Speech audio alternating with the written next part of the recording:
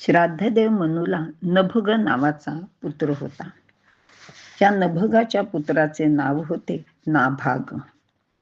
या नभगाला अजूनही काही पुत्र होते. हा नाभाग हा ह्याचा सर्वात धाकटा मुलगा होता. हा मुलगा अत्यंत सत्वगुणी आणि अतिशय हुशार असा होता. तो गुरूंच्या घरी म्हणजे त्या काळाप्रमाणे गुरुगृही हा मुलगा वेदाध्ययनासाठी गेला होता आणि तो तिथे त्यांच्या आश्रमात जवळजवळ एक तप म्हणजे 12 वर्ष राहिला होता. तो घरी येईपर्यंत 12 वर्षापेक्षा अधिक काळ होऊन गेला होता. अध्ययन संपवून तो घरी आला तेव्हा त्याच्या लक्षात आले की आपल्या घरातील इतर भावंडांनी सर्व संपत्तीची वाटणी करून घेतली आहे आणि जो तो आपल्या प्रपंचात अतिशय आनंदाने राहत आहे. आता ह्याच्या लक्षात आले की ह्यांनी आपापल्या काही वाटणी करून घेतली, पण माझ्यासाठी पण ह्यांनी काहीतरी ठेवलंच असेल ना, माझे हे मोठे भाऊ आहेत. म्हणून तो भावांच्याकडे गेला आणि त्यांनी विचारले की अरे, माझ्या वाटणीचं काय आहे? तुम्ही माझ्या वाटणीचं काही ठेवलं आहे की नाही? तर ते भावंड म्हणाले की अरे, तुझ्या वाटणीचं तू इथं नव्हतास ना, त्याच्यामुळे आमच्या काही लक्षातच नाही आलं म्हणे, आणि आम्ही तर आहे ते सगळं वाटून घेतलं. मग तो म्हणला पण मी आता काय करू? तुम्ही तुमच्यातलं मला थोडं थोडं द्या. तर ते म्हणले नाही नाही, आता आमच्यातलं कसं तुला देता येईल, आमचंच आम्हाला पुरत नाही. पण एक त्यातला भाऊ होता, तो जरा लबाड आणि चतुर होता. तो म्हणला हा नाभागा, एक गोष्ट आहे ती आम्ही तुझ्यासाठी नक्की ठेवली, ती तू घेऊन जा. तो म्हणला हो का? तरी मला वाटलंच की तुम्ही माझं काही अशी वाटणीतलं काही देणार नाही, असं होणार नाही, कारण हा नाभाग अत्यंत सरळ मुलगा होता. त्याच्या मनात काही वेडावाकडा विचारच आला नाही. तेव्हा तो त्याचा मोठा भाऊ म्हणाला की अरे, आपले वडील आहेत की नाही, तर त्या वडिलांची जबाबदारी आम्ही तुझ्यावर सोपवतो. तर तुझ्या वाटणीला हे वडील आले, तू त्यांना घेऊन जा. आता नाभाग म्हणाला ठीक आहे, वडील तर वडील, मी वडिलांना घेऊन जातो, पण माझ्याजवळ खरं तर काहीच नाहीये. पण ठीक आहे, मी वडिलांना जाऊन भेटतो आणि ते सांगतील त्याप्रमाणे मी करतो. म्हणून तो वडिलांच्याकडे आला, त्यांना भेटला आणि वडिलांना सर्व परिस्थिती सांगितली. आता वडील पण काही त्याच्याबद्दल करू शकत नव्हते, पण हा नाभाग आपल्या वडिलांची अत्यंत मनापासून सेवा करत होता. आता याचे वडील नभग हे खूप ज्ञानी होते. त्यांना दूरश्रवण, दूरदर्शन यासारख्या सिद्धी प्राप्त होत्या.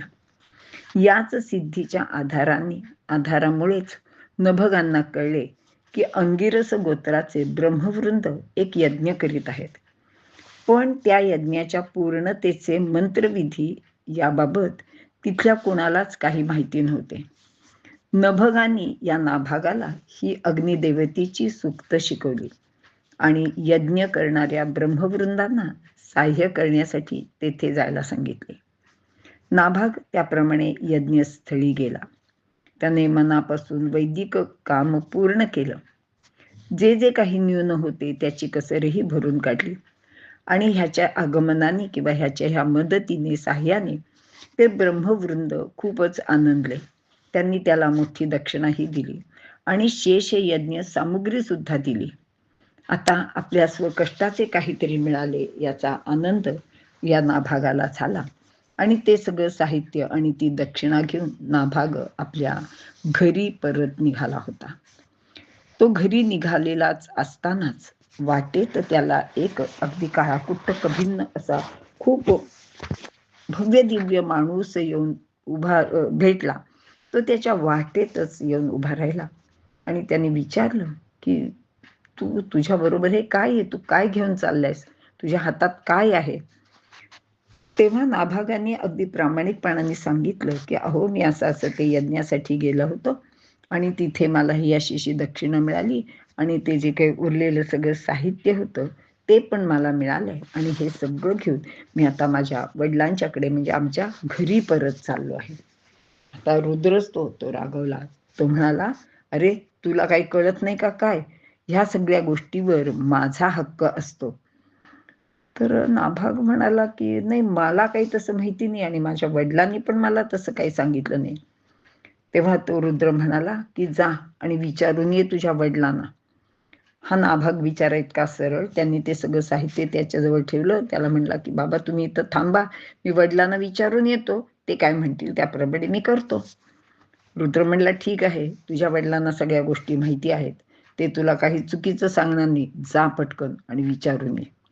बिचारा नाभाग आपल्या वडिलांच्याकडे गेला आणि घडलेली सगळी हकीकत त्यांनी आपल्या वडिलांना सांगितली. तेव्हा त्याचे वडील म्हणाले की अरे खरंच बरोबर आहे, तो रुद्र असणार आहे आणि त्या रुद्राचे म्हणणे बरोबर आहे, कारण ते सगळं जे काही अवशिष्ट असतं ते त्या रुद्रालाच द्यायचं असतं आणि ही गोष्ट मी तुला सांगायला विसरलो. आता असे झाल्यावर मुलगा म्हणला ठीक आहे बाबा, मी जातो त्यांच्याकडे आणि सगळं त्यांना देतो आणि माझ्या हातनं जी काही चूक झाली आहे त्याच्याबद्दल मी त्यांची क्षमा सुद्धा मागतो. झालं. हा बिचारा नाभाग तिथे आला आणि त्या रुद्राला येऊन नमस्कार केला आणि त्याची क्षमा मागितली आणि तो म्हणला की महाराज माझं चुकलं, मला माहिती नव्हतं, पण हे जे काही आहे हे सगळं तुम्ही घेऊन जा. आता एवढं सगळं झाल्यावर तो रुद्र अतिशय संतुष्ट झाला. त्याने नाभागाला मंत्रज्ञानाबरोबर ब्रह्मज्ञानही दिले. यज्ञातील उरलेला भाग अवशिष्टही या सर्व गोष्टीने रुद्र संतुष्ट झाला होता आणि त्यांनी तो सगळा जो काही भाग होता तो त्या नाभागाला परत दिला. आता नाभाग असं का वागला असेल असं आपल्याला वाटेल, तर शिक्षणामुळे नाभाग अतिशय विचारी आणि समंजस झाला होता. वडिलांचे धन मिळाले नाही तरी प्रत्यक्ष वडीलच वाटणीला आले आहेत याचे त्याने समाधान मानले आणि लक्ष्मीची चंचल वृत्ती सुद्धा तो जाणून होता आणि तो म्हणाला की माझ्याजवळ आत्ता काही नसेल तरी माझ्याजवळ जी काही विद्या आहे त्या विद्येच्या बळावर मी धन मिळवू शकतो, वडिलांनाही सुखात ठेवू शकतो.